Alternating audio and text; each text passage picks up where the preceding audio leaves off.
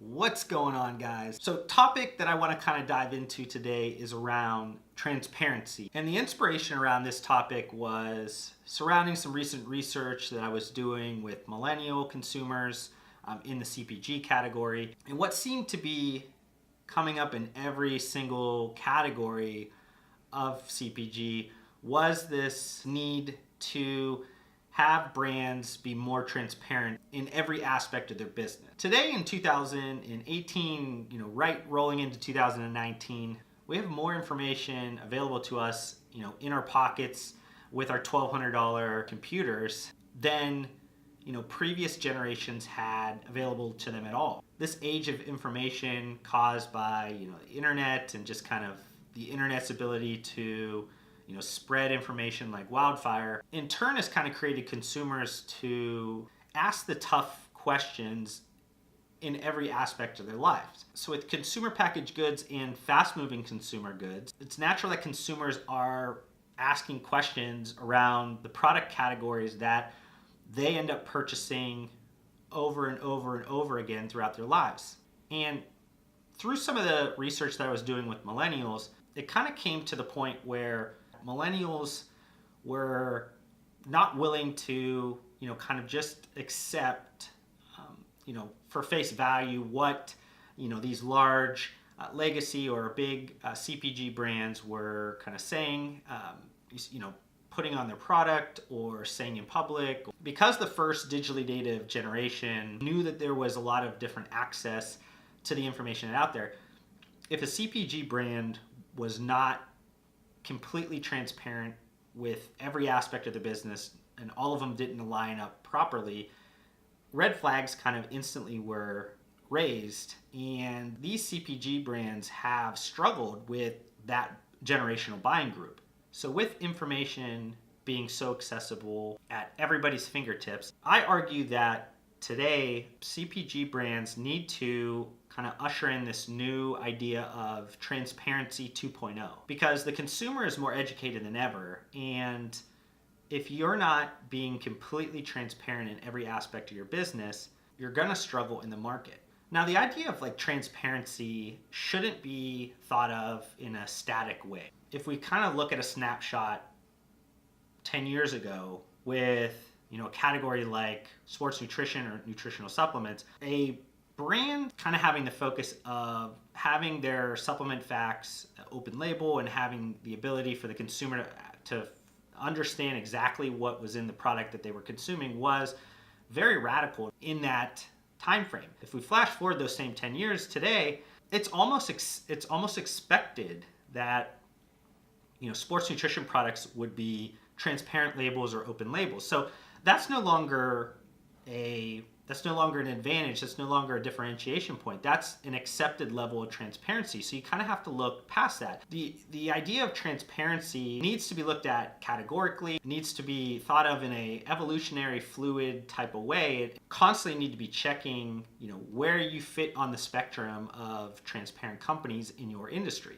And I know I used sports nutrition and nutritional supplements as an example, but if we look at some other categories that I cover with food and beverage, there's a whole movement going on that's kind of called the clean label movement that kind of has started from the consumer level. And though there's been some different advocacy groups and brands that have kind of also ushered in some of this change, consumers basically started on want for transparency with kind of real food ingredients. They wanted to understand the words that were on labels. They wanted them to be, they wanted those ingredients to be familiar and simple and just easy to recognize based around food and beverage ingredients that we understand from nature. So this clean label movement is kind of revolting against a lot of the big legacy food and beverage brands that do use a lot of synthetic ingredients, use a lot of artificial ingredients.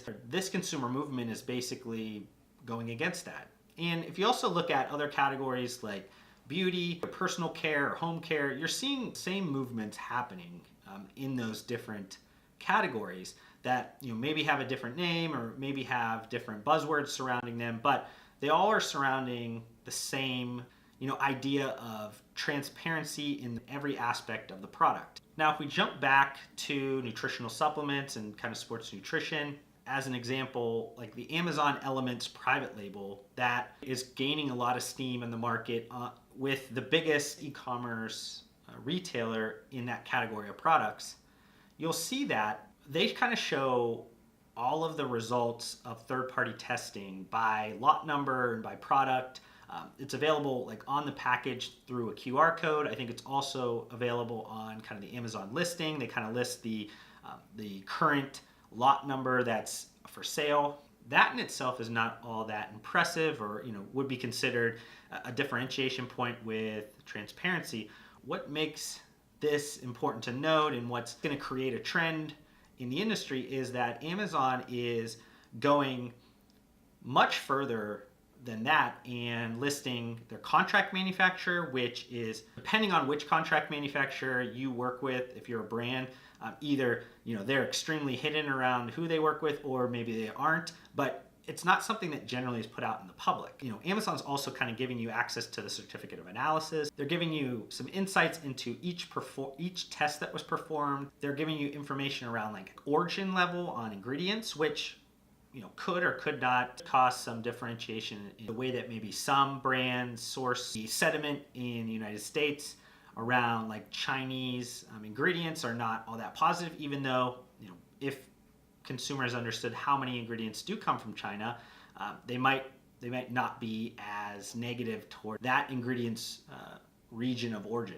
And Amazon also kind of goes a step further and kind of does a Q&A addressing concerns such as like if they're using synthetic ingredients, there's some certain maybe excipients that would be in a product if it's powder or something, and anything else is kind of could be causing a red flag or some questions on the listing. So Amazon's not the first person to probably go in a lot of those areas.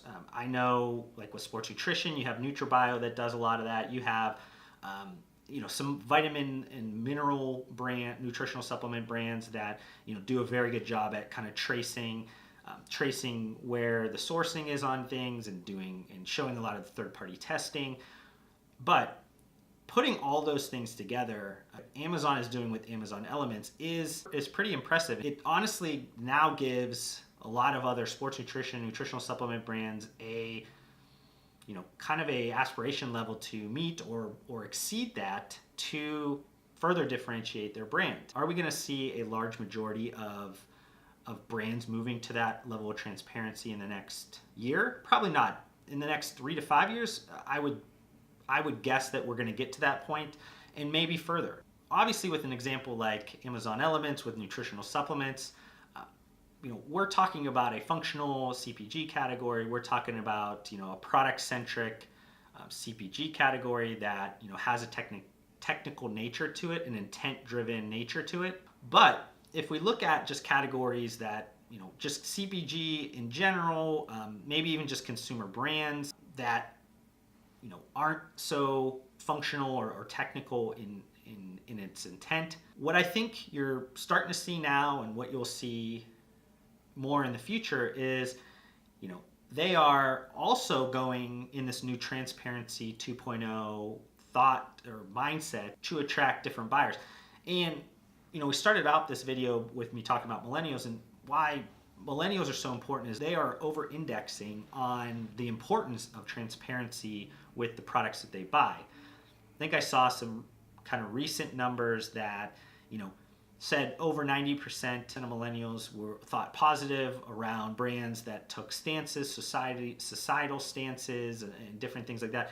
But if you also look at the level of where they're spending their dollars, I think it was somewhere around 60% were willing to pay more for products that stood for things or had different transparency or authenticity type of elements to the brand that matched up to that consumer's internal kind of North Star, like core values. To attract the biggest generational buying group and one that has a spending power that's increasing by the day, brands need to look at their business as a whole with this transparency 2.0 mindset. If they start by looking through their business culture lens, making sure that you have strong core values and making sure that, whatever they're saying internally um,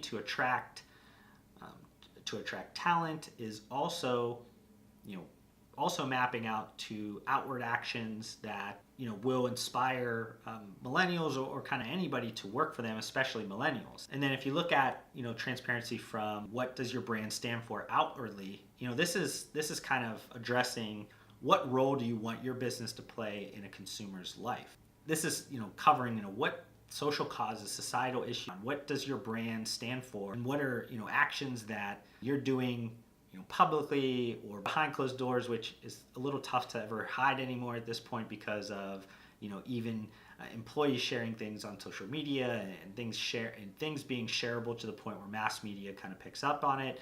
But this is your outward showing of what role you'd want your brand to play in that consumer's life. And then finally, like even one further step to that is, it's great to have a strong core values and strong internal business culture. It's great to have an outward brand, societal, social causes that you're championing.